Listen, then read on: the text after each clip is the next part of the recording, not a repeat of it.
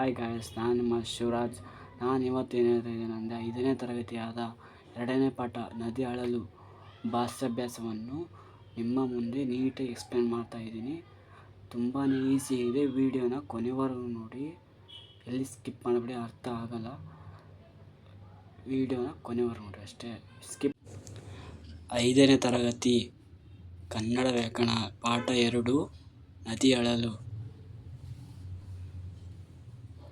ಒಂದು ವ್ಯಂಜನಕ್ಕೆ ಅದೇ ವ್ಯಂಜನ ಒತ್ತು ಕೊಟ್ಟರೆ ಅದೇ ಸಜಾತಿಯ ಒತ್ತಕ್ಷರಗಳು. ಉದಾಹರಣೆಗೆ ಖ, ಛ, ಠ, ಥ. ಒಂದು ವ್ಯಂಜನಕ್ಕೆ ಅದೇ ವ್ಯಂಜನದ ಒತ್ತು ಕೊಟ್ಟರೆ ಅದೇ ಸಜಾತಿ ಒತ್ತಕ್ಷರಗಳು. ಉದಾಹರಣೆಗೆ ಖ, ಛ, ಠ, ಥ. ವಿಜಾತಿ ಅಕ್ಷರಗಳು. ಒಂದು ವ್ಯಂಜನಕ್ಕೆ ಬೇರೆ ವ್ಯಂಜನದ ಒತ್ತು ಕೊಟ್ಟರೆ ಅದೇ ವಿಜಾತಿ ಒತ್ತಕ್ಷರಗಳು. ಒಂದು ವ್ಯಂಜನಕ್ಕೆ ಬೇರೆ ವ್ಯಂಜನದ ಒತ್ತು ಕೊಟ್ಟರೆ ಅದೇ ವಿಜಾತಿ ಒತ್ತಕ್ಷರಗಳು.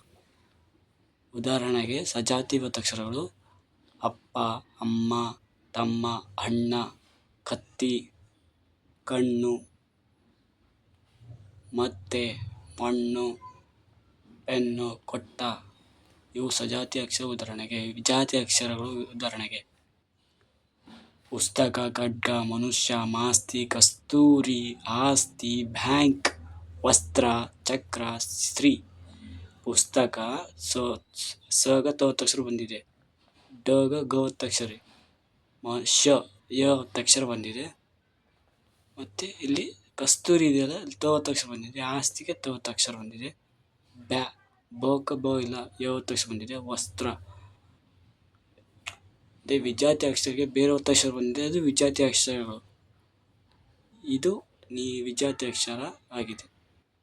ನೋಡಿ, 5ನೇ ತರಗತಿಗೆ ವೆರಿ ಇಂಪಾರ್ಟೆಂಟ್ ಇದು. ಸಜಾತಿ ಅಂದರೆ ಅದೇ ಒತ್ತಕ್ಷರ ಬಂದಿರಬೇಕು, ವಿಜಾತಿಗೆ ಬೇರೆ ಒತ್ತಕ್ಷರ ಬಂದಿರಬೇಕು. ಇದು ಸಜಾತಿ ವಿಜಾತಿ ಅಕ್ಷರಗಳು. ನೀಟಾಗಿ ನೋಡಿ, ನಿಮ್ಮ ನೋಟ್ಸಲ್ಲಿ ಬರ್ಕೊಳ್ಳಿ. Thank you.